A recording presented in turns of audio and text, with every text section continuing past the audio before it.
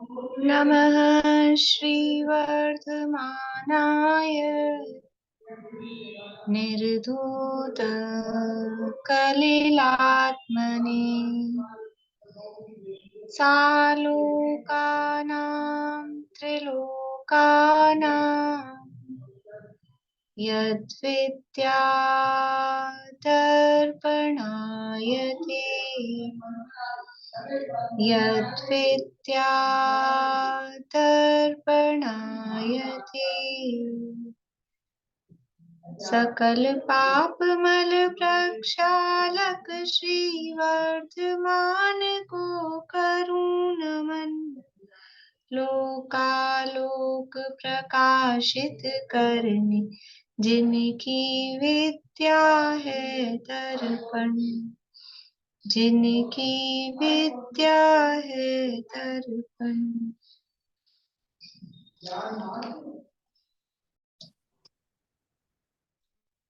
सत्यानुव्रत का लक्षण।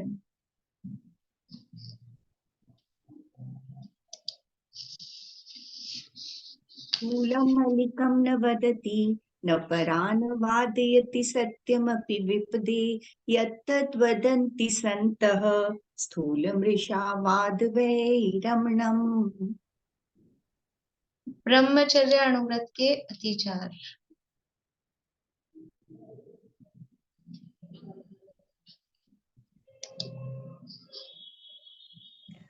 अन्य विवाहकरणांग क्रीड़ा विटत्व विपुल वितृषः इत्वरिका गमनम चा समरस्य व्यतिचारा।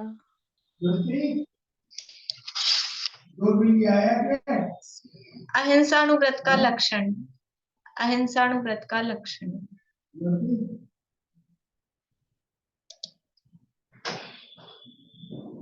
संकल्पात् कृतकारित मननाद्योगस्त्रयस्य चरसत्वान् न हि नास्ति यत्तदाहु स्थूलवधाद्विरमणं निपुणः। बढ़िया, ठीक है, इतना ही करते हैं, अभी समय अपने हो गया है। रत्नकरण शावकाचार नामक एक ग्रंथ है, आचार्य समंतभद्र स्वामी द्वारा रचित, और इसके अंतर्गत यहाँ शावकाचार का प्रकरण अपना प्रारंभ हो गया है। हैंड रेज क्यों किए हैं भाई आप लोगों ने इतने सारे? क्या गड़बड़ हो गई है? ये आपने हिंसा की वो याद दिलाने को बोला था। हाँ, वो मुझे ध्यान है। चालू कर ले, चालू कर ले। तो यहाँ अपनी चर्चा चल रही है। तीसरा अधिकार है अनुव्रत अधिकार। शावकाचार का प्रकरण अब समझ लीजिए फुल फ्लैश रूप से, क्योंकि ग्रंथ का जो नाम है शावकाचार। तो पहले अधिकार में सम्यक दर्शन, उसके बाद सम्यक ज्ञान का स्वरूप बता के अब वो प्रमुखता से जिसका वर्णन करना है वो वर्णन यहाँ प्रारंभ हो गया है। और शावकाचार में शावक का जो चारित्र है वो कितने प्रकार का है, श्लोक में बताएंगे? श्रावक का या गृहस्थ का चारित्र कितने प्रकार का है?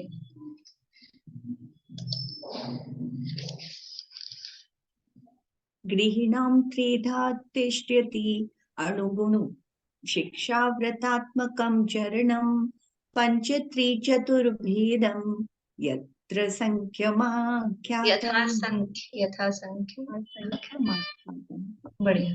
तो ये तीन प्रकार का जो गृहस्थ का चारित्र है, अणुव्रत, गुणव्रत और शिक्षाव्रत, उसमें से पहला अणुव्रत का अधिकार, यहाँ तीसरा अधिकार जो है अणुव्रत अधिकार। तो आप देखेंगे श्लोकों में तो क्या है, बस 5 अणुव्रतों का स्वरूप और उनके अतिचार, और शुरू में वो चारित्र किसे कहते हैं, चारित्र कौन धारण करता है, चारित्र कितने प्रकार का है, वो भूमिका है। क्योंकि अभी चालू ही कर रहे हैं शावकाचार, तो वो भूमिका वहां बताई है, ये इसमें वर्णन किया है। और अंत में इस अणुव्रत का फल ये बताकर, और ये अणुव्रत कितने आवश्यक हैं या कितने अनिवार्य हैं या कितने बेसिक हैं, ये बताने के लिए बताया कि अष्ट मूल गुण जो श्रावक के हैं वो अष्ट मूल गुणों में भी अणुव्रत शामिल है। इसके बिना तो श्रावक पना ही नहीं होता है। मूल गुण है ना, इसके बिना अन्य कोई गुण ही नहीं होते हैं। तो ये अणुव्रत की महिमा बताने के लिए, उसकी महत्ता बताने के लिए यहाँ मूल गुणों में इसको यहाँ पर बताया गया है। श्लोक नंबर 66 है। उसके भावार्थ में यहाँ पे सदा सुखदास जी ने मध्यमास मधु के त्याग की विस्तार से चर्चा की है। श्लोक का पाठ करके फिर अपन आगे अपना प्रकरण बढ़ाते हैं। वो आपको जो होमवर्क दिया था वो पूछते हैं। 66 नंबर का श्लोक है, 110 नंबर पेज पे। मध्यमांस मधु त्यागै सहानुव्रत पंचकम अष्टौ मूल गुणानाहुर्ग्रहीणाम श्रमणोत्तमा। श्रमणोत्तम अर्थात जो गणधर देव तथा श्रुत केवली हैं, वे गृहस्थ के मध्य मास मधु के त्याग सहित 5 अनुव्रतों को अष्ट मूल गुण कहते हैं। गृहस्थ के देखो, मुनिराज के मूल गुण कौन से होते हैं? मुनिराज के मूल गुण कौन से होते हैं? बोलिए सुनीता आंटी। 28 मूल गुण होते हैं, 5 महाव्रत, 5 समिति, 5 इंद्रियों के विषय और 7 से वो 6 आवश्यक और 7 शेष गुण। इन्होंने कुछ गड़बड़ की है, बोलिए विनीता आंटी। 5 इंद्रियों के विषय बोल रहा ना जी, 5 इंद्रियों से जय विजय। हाँ, विषय नहीं है, 5 इंद्रियों के विषय, ये तो दोष हो जाएगा। 5 इंद्रिय विजय, बाकी तो सब सही बोला है नीलम भाभी, 3 गुप्ती इसमें नहीं आएंगी, बाकी सब सही है, लेकिन वो विषय जो बोला है ना वो गलत है। पंच इंद्रिय विजय, अब हमको ध्यान रखना चाहिए हम क्या बोल रहे हैं। बस 5 वो जो संख्या है वो बराबर आ गई, ऐसा नहीं, ठीक है। तो पहला क्या है? 5 महाव्रत। मूल गुण बेसिक तो वही है महाव्रत, बाकी सब भी है, निषेध नहीं है, लेकिन वो सब उसके पीछे ही है। तो जैसे मुनिराज के मूल गुणों में 5 महाव्रत प्रमुख हैं, तो ऐसे ही श्रावक के मूल गुणों में क्या प्रमुख होना चाहिए? हम सोचें, जब मुनिराज के मूल गुणों में 5 महाव्रत प्रमुख हैं, तो फिर श्रावक के मूल गुणों में क्या ये पंचदंबर फल का त्याग ये प्रमुख होना चाहिए? ये 5 अनुव्रत ही, दोनों 2 कैटेगरीज है ना, एक मुनिराज एक गृहस्थ श्रावक। तो मुनिराज के 5 महाव्रत हैं, तो गृहस्थ के 5 अनुव्रत हैं, सिंपल है। वो उनके मूल गुण है, तो ये इसके मूल गुण है। ये 5 जो अनुव्रत हैं, ये वास्तव में श्रावक के मूल गुण है। और यदि हम स्वयं को श्रावक मानते हैं, समझते हैं, कहते हैं, बनना चाहते हैं, तो ये 5 अनुव्रत हमारे जीवन में होने चाहिए। यहाँ पे कल अपना प्रकरण चला था भावार्थ में, पेज नंबर 113 पे, और यहाँ हिंसा के त्याग का प्रकरण कहा था, और 9 प्रकार से हिंसा का त्याग ये बताया गया था। तो आपको कहा था कि आपको उदाहरण खोज के लाने, तो कौन कौन करके लाए हैं? पहले तो ऐसे हाथ खड़ा कर दीजिए।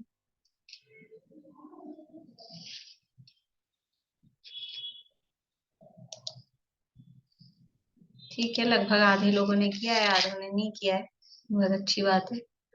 बाकी आधे यहीं पे कर लेंगे, सुन के काम हो जाएगा, ठीक है। सबसे पहला नाम भी बोलना है किस प्रकार से, और उसका उदाहरण भी एक एक ही बोलना है, ताकि अपन 9 लोग तो हैं ही लगभग, तो सबसे अपन कर लेंगे। मनोरमा आंटी बोलेंगे आप, पहला किस प्रकार से त्याग करना है और उसका उदाहरण।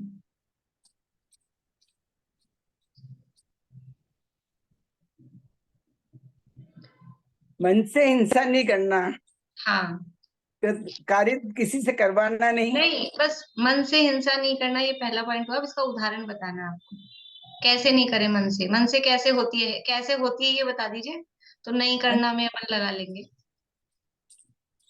जैसे किसी के प्रति राग द्वेष नहीं करना है, किसी को मारने की नहीं सोचना। हाँ, हमें किसी द्वेष से तो हम सोचे कि इसको किसी तरह मार दे हम। बढ़िया। मन कृत हिंसा, पहली हिंसा क्या है? मन कृत हिंसा, और उसका त्याग करना है, तो मन कृत हिंसा का त्याग, ऐसे त्याग लगा देंगे। तो मन कृत हिंसा कैसे होगी? यानी मन से हिंसा करना। मन कृत हिंसा का मतलब क्या है? मन से हिंसा करना मतलब मन में ही विचार करना, इसको मार दो, इसको मार दो, इसको ऐसे परेशान करेंगे, इसको ये करेंगे। तो ये मन में जो किया, राग द्वेष के भाव हुए, और अपन अभी हिंसा में द्रव्य हिंसा रूप भी लें, तो मन में जो हम विचार करते हैं कि इसको ऐसे मार दें, ऐसे मार दें, इस तरह से परेशान करें, दुखी करें, वो सब हो जाएगी मन कृत हिंसा। दूसरा पॉइंट,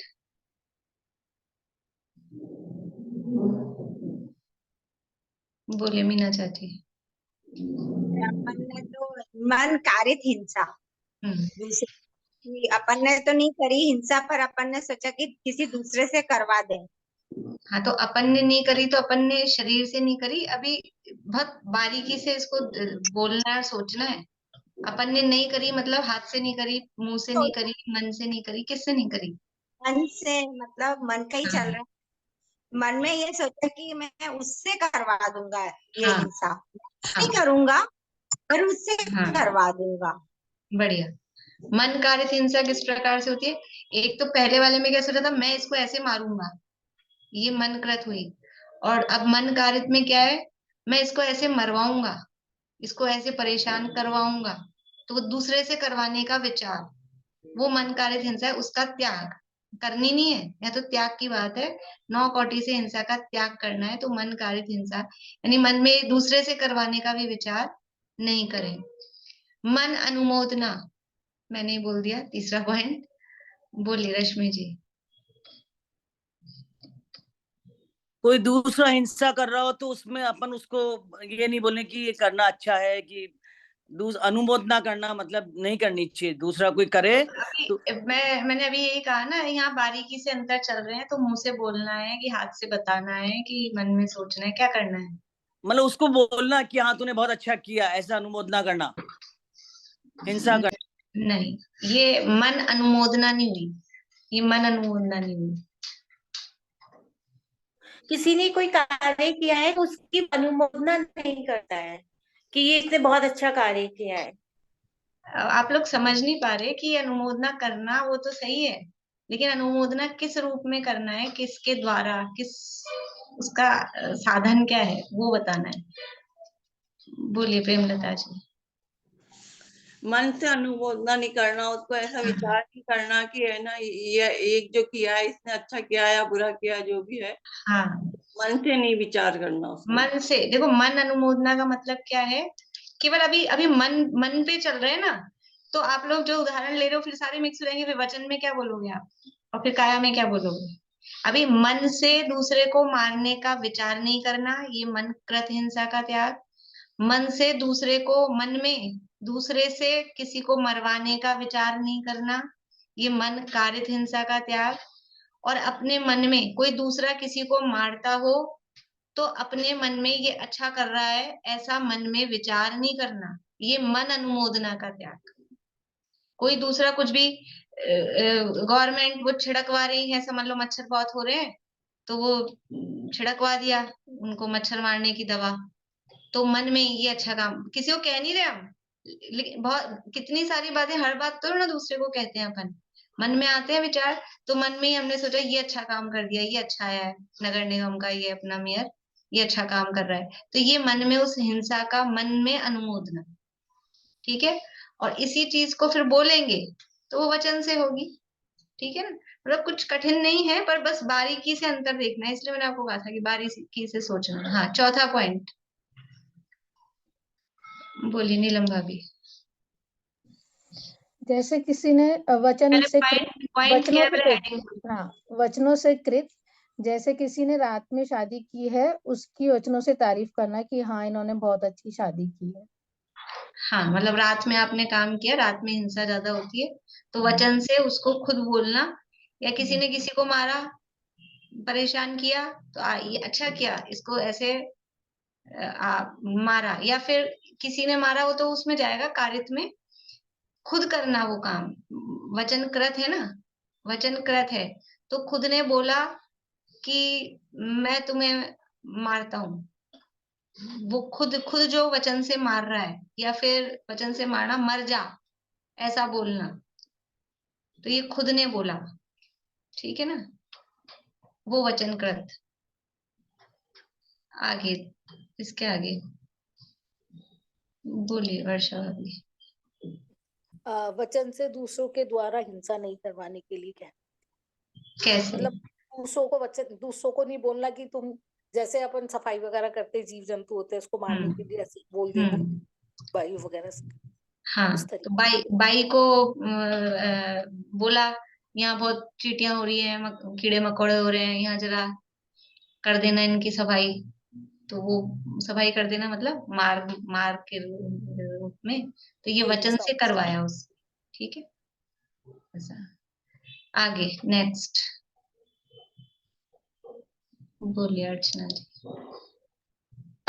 बचनों से उस हिंसा की अनुभूति भी नहीं करना, जैसे अभी भाई का बताया, तो फिर उसको देखने के बाद अरे इसने तो बहुत अच्छे से सफाई कर दी, सब मर गए, तो इस तरह से बचनों में भी नहीं करना। तो ये वचन का अनुमोदना नहीं करना। वचन अनुमोदना का त्याग, जैसे अनछने पानी से खूब कर दिया किसी ने साफ सफाई और फिर वहां ये इन्होंने अच्छा काम कर दिया, तो वो अनछना पानी सारा यूज लिया और वो जो भी हुआ तो उसमें हिंसा हुई, तो वचनों से उसकी अनुमोदना। आगे नेक्स्ट बोलिए सुनीता आंटी। किसी को मारना नहीं, मतलब काय से तीनों किसी बोल को दीजिए मारना आप एक साथ, सरल चीज है, समझ में आ गया ना सबको, तीनों काय बता। से किसी को मारना नहीं, और किसी से ये मत कहना कि इसे मारो, काय से करवाना मारना मतलब नहीं, करना तो ये नहीं। तो बोला, लेकिन उदाहरण उदाहरण बताइए कैसे। उदाहरण मैं कोई मेरे को अच्छा नहीं लग रहा उसको मैं मार रही हूँ, या फिर चाटा लगा मच्छर दिया, बहुत हो रहे। सीधा हाथ से चाटा लगाया, ये काय कृत, चाटा हाँ, लगाया जान काय से मार दिया, ये काय या कृत हुई। मच्छर को दिए, उसको मार दिए मच्छरों को, और फिर किसी दूसरे से मरवा दिए, और जो मार रहा है उसकी खुद ने तो अनुमोदना चाटा कर नहीं दी। लगाया, क्या कहते हैं अपन, इसके देना दो दो लगाना इसके, अब खुद नहीं मारेंगे और दूसरे को कहेंगे इसके दो चाटे लगाना, तो ये क्या होगा, या कारित। दूसरे को शरीर से इस तरह से इशारे करके भी कहना, तो काय कारित, और काय अनुमोदना। और कोई मतलब कोई मार रहा है, अच्छा काम कर रहा है, ये मार रहा है इसे अच्छा है, वो अनुमोदना की तो है शरीर उसकी, से अनुमोदना उसका भी कैसे त्याग। होगी, ये बताना है। हाँ नीलम भाभी अच्छा इशारा करके बता रही, ताली बजाना। हाँ ये ताली बजाई ना, किसी ने किसी को मारा और फिर हमने ताली बजाई, ये उदाहरण इसलिए वो पूछे मैंने कि हमको पता तो लगे हम किस तरह से अनुमोदना कर रहे हैं। ये ताली बजा के, या वहां रावण का दहन हो रहा है दशहरा के दिन, तो वहां जाके खड़े हो गए देखने को, ये काया से अनुमोदना है, ये काया से अनुमोदना है। होली जल रही है, होली जलेगी अभी, तो वहां जाके खड़े हो जाना, ये काया से अनुमोदना है। तो जो भी कुछ ऐसे काम हो रहे हैं वहां अपनी प्रेजेंस, शारीरिक उपस्थिति, फिजिकल प्रेजेंस, वो काया से अनुमोदना है। हम मन से वहां गए हुए, कोई काम हो रहा है खुद तो नहीं गए लेकिन मन वहां लगा हुआ है, तो वो मन से अनुमोदना है। और वचनों से कह कह के हाँ बहुत अच्छा कर रहे हो, तुम करो तुम करो, ये वचनों से है। देखो अभी ये तो हिंसा में तो त्याग है, ये उतना ही पाप अपन पीछे पढ़ के आए हैं चतुर्थ सूत्र में, कि कृत कारित अनुमोदना का पाप उतना ही लगता है। तो पाप में अनुमोदना कर रहे हैं करा रहे हैं, अनुमोदना कर रहे हैं, उसमें पाप लगता है।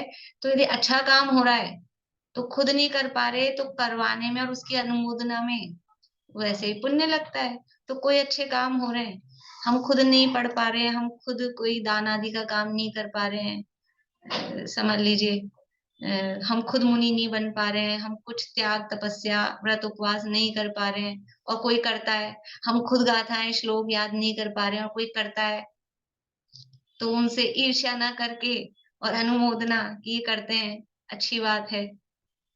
ये तो उतना ही हम नहीं कर पा रहे, लेकिन कोई कर रहा है तो उसमें अंदर प्रसन्न होना वो अनुमोदना है। तो अच्छे कामों में भी की जा सकती है, तो वो उसमें पुण्य का आश्रय होगा, और बुरे कामों में पाप में कर रहे हैं तो पाप का आश्रय होगा। तो यहाँ तो हिंसा की बात हो रही, तो हिंसा का त्याग, तो 9 कोटि से हिंसा का त्याग। अभी थोड़ा सा और इसका उदाहरण बताती हूँ आपको प्रैक्टिकल, जैसे कि हमारा रात्रि भोजन का त्याग है, ठीक है। रात्रि भोजन का त्याग है का मतलब खुद रात में नहीं खाते अपन, ठीक है, अपन रात में नहीं खाते, और हमारा रात में खिलाने का भी त्याग है। मेरा तो रात में खिलाने का त्याग है, मतलब उदाहरण दे रही हूँ कि रात में खिलाने का त्याग है, वैसे भी त्याग है। तो अब कोई आया, और अपना तो रात में खिलाने का त्याग है, अपन तो रात में खिलाते नहीं। अब कोई आए जवाई भाई, अब उनके नाश्ता पानी लगाना है, तो फिर क्या करेंगे, अपना तो त्याग है तो बहू को कहेंगे ये इनके जरा लगा देना। तो ये किस में आएगा, ये किस में आएगा, मैंने तो नहीं खिलाया, मैंने लगाया भी नहीं, मैं तो वहीं बैठी हूँ ड्राइंग रूम में, लेकिन अपनी बहू को कह दिया, सर्वेंट को कह दिया कि भाई नाश्ता पानी लगाना, और वो नमकीन नमकीन सब लगा दी रात में। तो किस में जाएगा? बोलिए शीला भाभी। वचन कारित। बढ़िया, वचन कारित।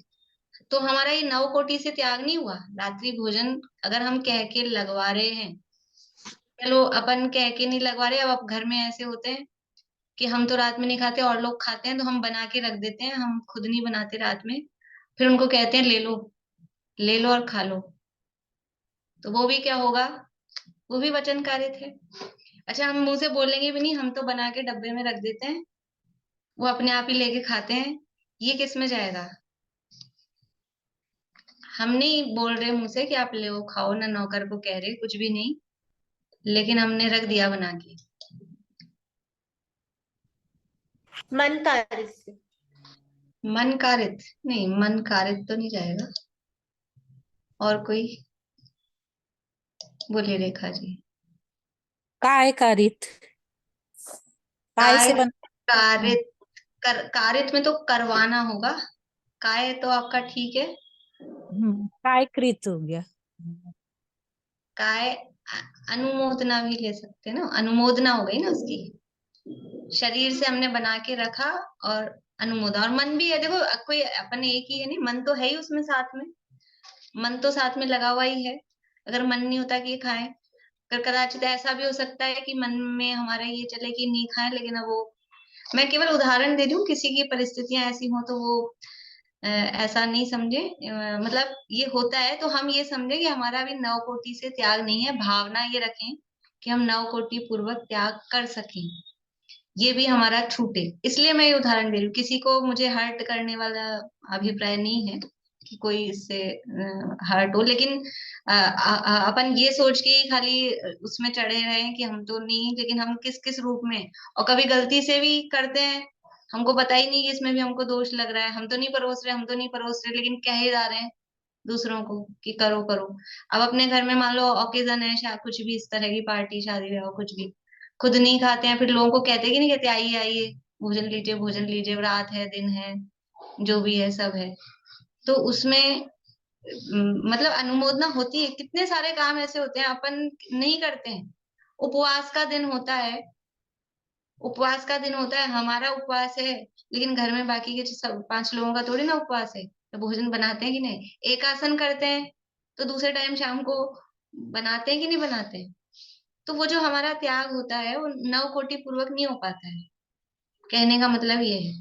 पर जितना होता है उतना अच्छा है, जितना है उसकी प्रशंसा है, और जितना नहीं हो पा रहा है उसकी भावना होनी चाहिए कि ये भी नहीं करें, ये भी छूटे, इसके लिए ये ज्ञान कराया है। तो ये उदाहरण बिल्कुल प्रैक्टिकल इसलिए कि अपने को पता रहे कि कहाँ कहाँ हम किस किस तरह से अनुमोदना या कृतकारित रूप से दोष लगते हैं। ठीक है, आगे बढ़ते हैं। अब और आप मतलब इसका विस्तार करना चाहें तो अपन पूरा 1 घंटा लगा सकते हैं, लेकिन समझ में आ गई होगी आप लोगों को बात। तो इस जो भी काम अपन कर रहे हैं इस तरह के दिन भर में, खुद पंखा नहीं चला रहे, कहते हैं कि नहीं कहते, पंखा चला देना, लाइट जला देना, ये सब क्या होता है? ये कारित है। खुद ने नहीं चलाया, कहा भी नहीं, किसी ने चला दिया तो प्रसन्नता का अनुभव करते हैं, चलो गर्मी लग रही थी पंखा चला दिया अच्छा लगा। तो ये सब इस तरह से, भले हमने वो खाली इससे ये समझ में आ रहा है कि शरीर की क्रिया करने मात्र से कोई हिंसा का संबंध नहीं है। हमारे भाव उसमें किस तरह से लगे हुए हैं, हमारे भाव जुड़े हुए हैं, तो वहां पे दोष लगेगा ही लगेगा। देखिए यहीं आगे पढ़ते हैं। इस प्रकार मन वचन काय, ये हो गया था ना अपना, पढ़ लेते हैं यहाँ से। इस प्रकार मन वचन काय द्वारा कृतकारित अनुमोदना से हिंसा को छोड़ने वाले के औत्सर्गिक त्याग अर्थात उत्कृष्ट त्याग होता है। देखो क्या कह रहे हैं कि पूरा 9 कोटि से जो छोड़ता है ना, उसके उत्कृष्ट त्याग होता है। और इन 9 प्रकार के बिना जो हिंसा का त्याग होता है उसे आपवादिक त्याग कहते हैं। मतलब हम 9 प्रकार से नहीं कर पा रहे हैं, तो जितना कर रहे हैं उतना ठीक है, वो अपवाद रूप है। वास्तव में उत्कृष्ट त्याग तो क्या है कि 9 कोटि पूर्वक मन वचन काय कृतकारित अनुमोदना पूर्वक ये पापों का त्याग किया जाए। वास्तविक त्याग उत्कृष्ट रूप से, पूर्ण रूप से त्याग तो वो है, उसके बिना जो है वो भी त्याग है, लेकिन वो अपवाद मार्ग है। यह अहिंसा धर्म मोक्ष का कारण तथा संसार के समस्त परिभ्रमण के दुख रूप रोग को मिटाने के लिए अमृत के समान है। इसे प्राप्त करके अज्ञानी मिथ्या दृष्टियों के अयोग्य आचरण व्यवहार देखकर अपने परिणामों में आकुल नहीं होना चाहिए। देखो, यदि हमको अहिंसा धर्म प्राप्त हो गया है तो अब संसार में दूसरे जीव दिखते हैं जो ऐसे ऐसे काम करते हैं, अपन ने तो छोड़ दिए वो काम, ठीक है ना, अभक्ष्य भक्षण या हिंसा के जो भी काम है, लेकिन दुनिया में संसार में तो जीव कर ही रहे हैं ना वो सारे काम। अभक्ष्य भक्षण भी चल रहा है, मांस मद्य मांस मधु ये सब सारे काम चल रहे हैं। तो ये जो अज्ञानी मिथ्या दृष्टि जो कर सकता है वो कर रहा है, अज्ञानता में क्या नहीं करेगा जी। जब तक ज्ञान नहीं है तब तक सब चलता है। तो उनका ऐसा आचरण देख के, उनका ऐसा व्यवहार देख के यहाँ हम परिणाम कलुषित करते हैं। एक वाक्य उसमें किसने, शायद मोक्षा प्रकाशक में आता है, कि कसाई को या इसी में आएगा पता नहीं, कसाई को देखकर स्वयं कसाई नहीं होना। क्या मतलब? कसाई को देखकर स्वयं कसाई नहीं होना का मतलब कि कसाई है ना, वो जो वो मार रहा है, जो हिंसा कर रहा है त्रस्त जीव की, वो तो है कसाई। और उसको देख के यहाँ हम क्या होते हैं? हम होते हैं कसाई। हमारे यहाँ ये कैसा आदमी है, ये कैसे मार रहा है, इधर मुंह टेढ़ा मेढ़ा कैसा होता है हमारा। तो कसाई को देख के हम भी कसाई हो रहे हैं। राग द्वेष से रहित वीतराग स्वरूप, समझ लो मध्यस्थ भाव रूप से नहीं रह पाते। होता है, लेकिन दुनिया में चल रहे हैं। तो ये जीवों के विविध प्रकार के परिणामों को देखकर अब वो तो सब चलेंगे और यहाँ हम राग द्वेष ही करते रहेंगे। तो हम अगर राग द्वेष करे जा रहे हैं तो फिर इसमें हमारा हित है कि अहित हो रहा है? यहाँ राग द्वेष करने का उपदेश दिया जा रहा है कि राग द्वेष से रहित भाव वो अहिंसा है। राग द्वेष, और वो तो वहां हिंसा कर रहा है बाहर में, वो तो बकरे की हिंसा कर रहा है, और यहाँ हम आत्मा की अपनी हिंसा कर रहे हैं राग द्वेष कर करके। तो हिंसा तो हो ही गई दोनों तरफ से। इसलिए अज्ञानी मिथ्या दृष्टियों के योग्य आचरण व्यवहार देखकर, ये अज्ञानता के योग्य है ना, वो जो भी हिंसा के परिणाम कर रहे हैं, जो भी अनुमोदना कर रहे हैं, करा रहे हैं, वो सब अज्ञानियों के योग्य है। ज्ञानता में यही काम होंगे। तो उनके योग्य आचरण को देखकर अपने परिणामों में आकुल नहीं होना चाहिए, क्योंकि संसार में कर्म के प्रेरे मतलब सताए अनेक जीव हैं। ये संसार है, सब कर्म के उदयवश कर्म की तरफ से कह रहे हैं। वास्तव में जो अपने स्वरूप को भूला है तो कर्म उस पे हावी है। तो उस हिसाब से सारे संसार में काम चल रहा है। और फिर ये भी विचार करना चाहिए ना कि पहले हम भी ऐसे ही तो थे। हम कहाँ से आए? हम भी तो ऐसे ही थे। कुछ समय पहले हम भी तो ये सारे काम करते थे। जो भी अभक्ष्य भक्षण हो रहा है कि पाप हो रहे हैं, अपन भी ऐसे ही थे। तो हम भी सुधरे हैं, ये भी सुधर जाएंगे। हम थोड़ा जल्दी समझ में आ गई, इनको भी आ जाएगी।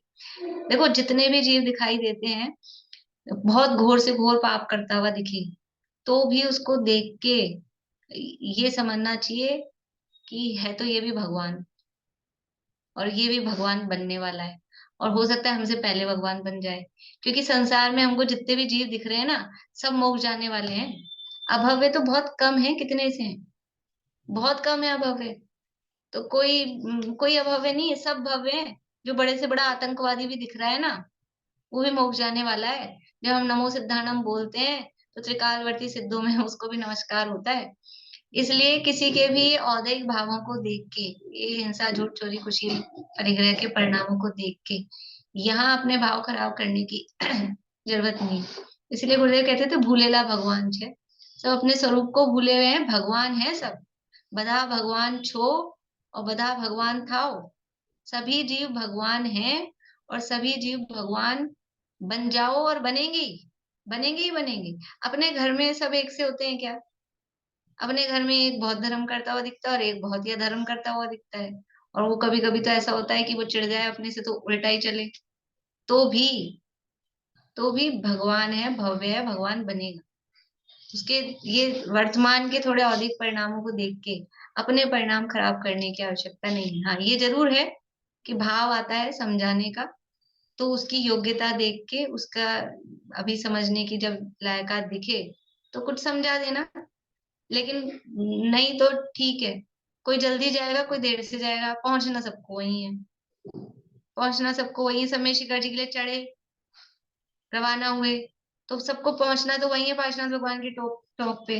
अब कोई सुबह 8 बजे ही पहुंच जाएगा, कोई 10 बजे पहुंचेगा, कोई 2 बजे पहुंचेगा, पहुंचेंगे, सब पहुंचेंगे। तो सबको पहुंचना कहाँ है? सबको वहीं पहुंचना है, मोक्ष में ही जाना है। संसार में कर्म के प्रेरित सताए अनेक जीव हैं। कोई हिंसक है तो कोई अभक्ष्य भक्षण करने वाले हैं, कोई क्रोधी, लोभी, मानी, मायावी, महान आरंभी, महापरिग्रही, अन्याय मार्गी है। उनकी अनीति देखकर अपने परिणाम नहीं बिगाड़ना चाहिए। वो अनीति कर रहे हैं, अन्याय हो रहा है, अभक्ष्य भक्षण हो रहा है, मिथ्यात्व में पड़े हैं, तो भी अपने परिणाम नहीं बिगाड़ना चाहिए कि उनको देख देख के अरे ये कैसा, ये कैसा, ये कैसा। उनको देख के ये कैसा करने से इधर क्या होगा? इधर बिगड़ेगा ही। अपने को देख के अपने में सुधार करें, तब तो कोई फायदा है। अब दूसरों को देख के और दूसरे की निंदा या कुछ भी उसके बारे में बोलने से अपने में क्या होगा और उसमें क्या होगा? एक वाक्य है, समझ लो, चलता है कि पर में फेरफार करने का जो विकल्प है, दूसरे में कुछ भी फेरफार, दूसरे के लिए जो भी विकल्प कर रहे हैं, वो दूसरे के लिए कैसा है? उसके लिए तो यूजलेस है, निरर्थक है। वो पर के लिए तो निरर्थक है। हम किसी के लिए कुछ कहें, ये ऐसा है, वैसा है, वैसा है, उससे उसको क्या होने वाला है? कुछ नहीं है। और अपने लिए क्या होगा? अपने लिए अनर्थक है, अनर्थकारी है, क्योंकि वो जो भाव हम कर रहे हैं वो राग द्वेष परिणाम, उससे हमारे कर्म बंद तो होंगे ही होंगे, डेफिनेटली। जैसे जो चलते हैं ना, जो दूसरे के ऊपर अंगारा फेंक रहा है, दूसरे पे कीचड़ उछाल रहा है, तो वो दूसरे पे अंगारा फेंका तो वो दूसरा जला नहीं जला वो उसके कर्म के अधीन है, लेकिन अपना हाथ तो जल ही गया। ऐसे ही दूसरे के बारे में कुछ भी राग द्वेष रूप जो विचार किया जा रहा है, उससे उसका तो कुछ होने जाना है नहीं। यहाँ राग द्वेष की उत्पत्ति होके अपनी आत्महिंसा तो हो ही गई है, अपना तो बुरा हो ही जाता है। इसलिए उनकी अनीति देखकर अपने परिणाम नहीं बिगाड़ना चाहिए। कर्म के सताए हुए जीव अपना स्वरूप भूल रहे हैं, हमें तो उन पर साम्य भाव ही रखना चाहिए। दया आनी चाहिए कि कैसे दुनिया में जीव देखो किस तरह से परेशान है, क्या क्या अपना स्वरूप भूले हुए हैं, इसलिए ऐसा काम कर रहे हैं। ये विचार करना चाहिए, समता भाव रखनी चाहिए, उनको देखकर अपने परिणाम नहीं बिगाड़ना चाहिए। यदि कोई यह कहता है भगवान का कहा हुआ धर्म तो सूक्ष्म है, धर्म के लिए हिंसा होने में दोष नहीं है। अब वो हिंसा के त्याग का उपदेश दे रहे ना, तो कह रहे धर्म तो बहुत सूक्ष्म है, बारीक है, धर्म की बातें बड़ी गहरी है, और धर्म के लिए यदि हम हिंसा करते हैं तो उसमें कोई दिक्कत नहीं है। यहाँ हिंसा का मतलब है वो बलि आदि प्राणियों का घात वगैरह, वो यदि हम कर रहे हैं तो वो तो चलेगा, उसमें कोई दिक्कत नहीं है। उससे कहते हैं इस प्रकार धर्म मूढ़ होकर के प्राणियों की हिंसा नहीं करना चाहिए। ये धर्म में मूढ़, धर्म मूढ़ मतलब है अंधविश्वास, अंधा होकर, ये धर्म के नाम पे कुछ भी करो, वो नहीं करना चाहिए। कि धर्म के नाम पे आप चाहे देखो ऐसे कोई नहीं करेगा, धर्म के नाम पे कुछ भी करा दो, ये तो धर्म है। तो ऐसे कह रहे धर्म मूढ़ मतलब वो अंधविश्वास के माध्यम से अंधविश्वासी होकर प्राणियों की हिंसा नहीं करना चाहिए। बोलिए कविता जी। मैम ये वाली लाइन समझ में नहीं आई, धर्म के लिए हिंसा होने में दोष नहीं है, क्या मतलब? मतलब कोई ऐसे कह रहा है कि धर्म के लिए अगर कोई मान लो कि किसी की हिंसा कर रहे हैं धर्म के लिए, धर्म के नाम पे बलि चढ़ा रहे हैं, क्यों? इससे तो धर्म होता है, उसमें कोई दिक्कत नहीं है। ऐसे किसी जीव को नहीं मारना, ऐसे एक चींटी भी नहीं मारना, लेकिन भगवान के देवता के सामने बलि चढ़ा देना पंचेंद्रिय की, उसमें कोई दिक्कत नहीं है, ऐसा वो लोग कहते हैं, वो कह रहे हैं। ठीक है, धर्म मूढ़ होकर के प्राणियों की हिंसा नहीं करना चाहिए। देव के निमित्त, गुरु का कार्य करने के निमित्त की हुई हिंसा भी शुभ नहीं है। यानी देव गुरु के लिए भी यदि कोई हिंसा की जा रही है तो वो शुभ नहीं है, अच्छी नहीं है, वो प्रशस्त नहीं है, वो पुण्य रूप नहीं है, धर्म नहीं है। हिंसा तो हर दशा में पाप ही है। क्या कह रहे हैं? किसी के लिए भी की हो, किसी भी रूप में की हो, पाप है तो पाप ही है, होती है, करनी पड़ रही है, उसको धर्म मानना वो गलत है। उसको हिंसा हो रही है, छूट नहीं रही है, तो उसको हिंसा मानो ना। उसको धर्म मान के कर रहे हैं तो फिर छूटेगी नहीं कभी भी। तो हिंसा तो हर दशा में पाप ही है। धर्म तो दया रूप है, हिंसा रूप धर्म नहीं है कभी भी। धर्म तो दया रूप है। यदि देव गुरु के कार्य करने के निमित्त हिंसा का आरंभ ही धर्म हो तो धर्म हिंसा रहित है, ऐसा जिनेन्द्र का वाक्य असत्य हो जाएगा। एक गाथा में आता है, धम्मो दया विशुद्धो। धर्म है वो दया से विशुद्ध, यानी दया प्रधान है। हिंसा में कभी कहीं धर्म नहीं है, किसी धर्म में भी हिंसा में धर्म, उनके शास्त्रों में भी हिंसा में धर्म नहीं लिखा। जीवों को बचाना यही यही लिखा है, लेकिन हाँ भगवान के लिए कर दो। तो ये ऐसा, एक तो परस्पर पूर्वापर विरोध भी है और हिंसा करने में धर्म भी होता नहीं है। धर्म तो वास्तव में हिंसा रहित ही है। इसलिए हिंसा को धर्म कभी भी नहीं श्रद्धान करना, नहीं मानना। देखो क्या कह रहे हैं, हिंसा को कभी भी धर्म नहीं श्रद्धान करना, मतलब हिंसा को कभी भी धर्म नहीं मानना। हिंसा होती है वो एक अलग बात है, ठीक है। जब तक जिस भूमिका में है, निचली भूमिका में है, तब तक कुछ कामों में हिंसा होती है। वो काम करते हैं तो हिंसा होती है, लेकिन जो हिंसा हो रही है तो ये तो ठीक है, धर्म है, ये तो चलेगी। उसको दोष को दोष ही मानना और उससे भी छूटने की ही भावना रखना। जिसे बोलते हैं, एक तो इस तरह की बात है कि कोई काम हम कर रहे हैं, तो कोई काम कर रहे हैं तो किसमें लाभ ज्यादा है। जैसे उदाहरण के लिए कि हम मंदिर में पूजन करते हैं, हम मंदिर जाते हैं। अब लोग ऐसा कह सकते हैं, अरे आपने कहा है हिंसा होती है और हिंसा में धर्म है नहीं, तो हम मंदिर जाते हैं, तो चल के जाते हैं तो जीवों की घात होता है। रास्ते में चल के जाते हैं, 30 जीव मर जाते हैं, वायु का एक जीव मर जाते हैं। और समझ लो हवा हवा टकराती है ना, तो बादल वायु के एक जीव होते हैं, वो मर जाते हैं, वो तो डेफिनेटली है ही। इसके अलावा 30 जीव कोई बिना देखे करे चले, और गाड़ी में बैठ के गए, अगर मंदिर दूर है और हमसे पैदल चला नहीं जाता है, गाड़ी में बैठ के जाते, इतने जीवों को मारते हुए हिंसा करते हुए मंदिर जाएं, इससे अच्छा है मंदिर ही नहीं जाते। धर्म तो अपने मन में ही होता है, यही भगवान, मन में ही भगवान के दर्शन कर लेते हैं, मोबाइल में दिख जाते हैं, इसलिए मंदिर ही नहीं जाना। यदि कोई ऐसा कहता है, ये इसको पोषण करके कि आपने हिंसा का त्याग करने को कहा है, तो फिर उससे कहते हैं कि फिर हिंसा तो घर में रहोगे तो क्या हिंसा नहीं होगी? घर में रहोगे तो चलोगे फिरोगे नहीं क्या? वायु का एक जीव नहीं मरेंगे क्या? भोजन पानी नहीं बनाओगे, नहीं खाओगे क्या? एक जगह बैठे रहोगे तो हिलोगे डुलोगे नहीं क्या? हाथ पैर तो चलेंगे, हिलेंगे डुलेंगे, श्वास तो लोगे। तो फिर कह रहे हैं कि नहीं, मंदिर जाओ, भगवान के दर्शन करो। हाँ, भगवान के दर्शन करने में वो जो हिंसा उसमें जो हो रही है वो उतनी नहीं है जितने ज्यादा वहां जाके परिणाम विशुद्ध होते हैं। हमें अपने समझ लो स्वरूप का भान होता है भगवान के दर्शन करने से। तो हिंसा तो हो रही है, लेकिन अब इस हिंसा से वहां मंदिर जाकर हमको जो शांति प्राप्त हो रही है, जो विशुद्धि आ रही है, वो ज्यादा है क्या?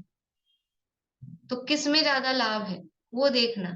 हमारा उपयोग वहां लग रहा है, उसमें ज्यादा लाभ है, तो फिर वो थोड़ी सी हिंसा, यानी अब दोनों में दोनों काम है, हिंसा हो रही है तो, लेकिन लाभ ज्यादा है दूसरे हिंसा होकर भी, तो उस हिंसा को फिर चलाते हैं। लेकिन मानना तो ये कि नहीं, इन कामों में हिंसा तो होती है, मानना तो ये। तो जितनी सावधानी पूर्वक हम जा सकें, देख के चल सकें, जितने कम से कम हिंसा हो, वो प्रयत्न करना चाहिए।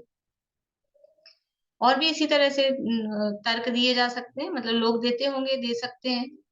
तो जहाँ सावध्य लेशो बहु पुण्य राशो सूक्ति है, कि जिसमें सावध्य यानी हिंसा थोड़ी होती हो लेकिन पुण्य बहुत ज्यादा होता हो, तो फिर वो काम गृहस्थ को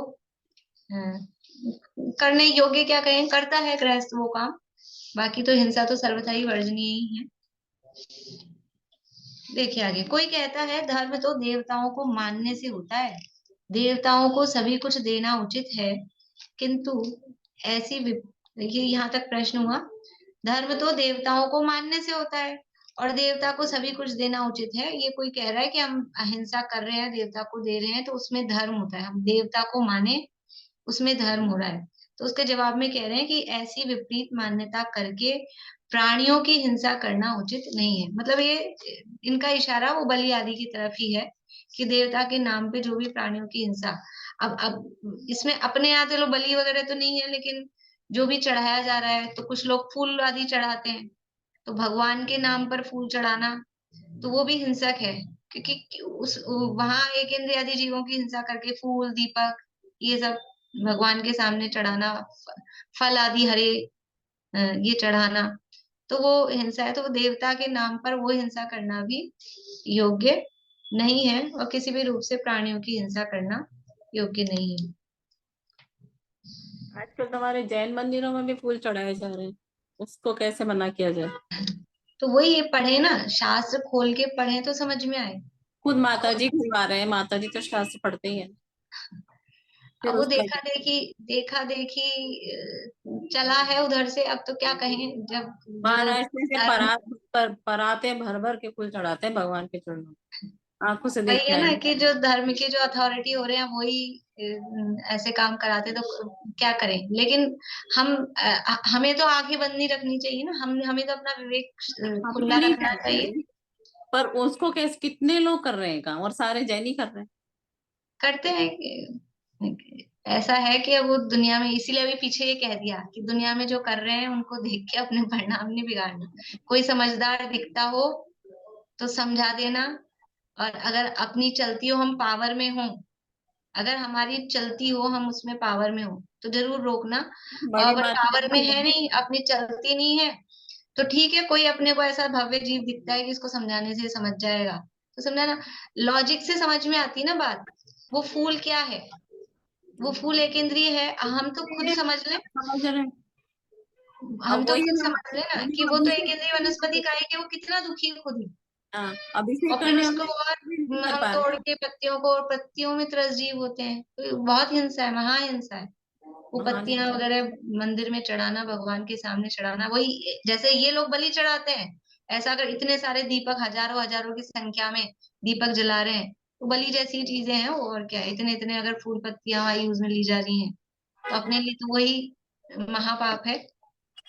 इसलिए वो पर वास्तव में करने योग्य नहीं है, बिल्कुल भी करने योग्य नहीं है।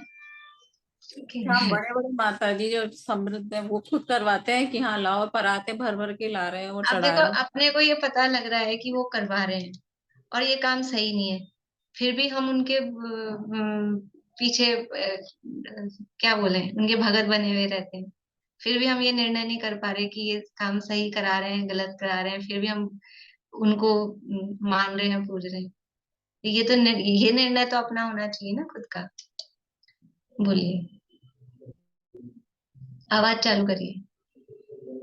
कई लोग जैसे फल फूल भी चढ़ाते हैं या नारियल चढ़ाते हैं, श्रीफल तो अपन चढ़ाते ही हैं मंदिर में गीला। तो हरा हरा है ना, हरा है, सचित्त है। देखो आप थोड़ा सा लॉजिक से सोचेंगे ना, अपने 5वें गुणस्थान में 11 प्रतिमाओं में सचित्त त्याग प्रतिमा है, तो श्रावक ही वो सचित्त का त्यागी है।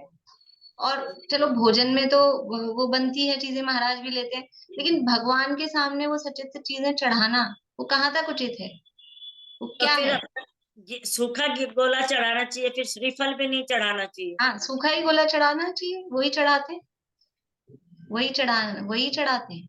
गीला कोई भी हरी वनस्पति भगवान के सामने, वनस्पति कायिक में कितने जीव, और अब उसमें कितनी अपन ने बारीकियां पढ़ी कि वो सप्रतिष्ठित है, अप्रतिष्ठित है, क्या है, और वो फिर वो पड़ा रहता है, वो सड़ जाता है, खराब होता है। सूखे में ही समस्याएं हैं। बारिश के दिनों में उसको गीली धो धो के चढ़ाएंगे, वो सूखे गोले की चिटक में इतनी उलन हो जाती है, उसमें इतने जीव उत्पन्न हो जाते हैं।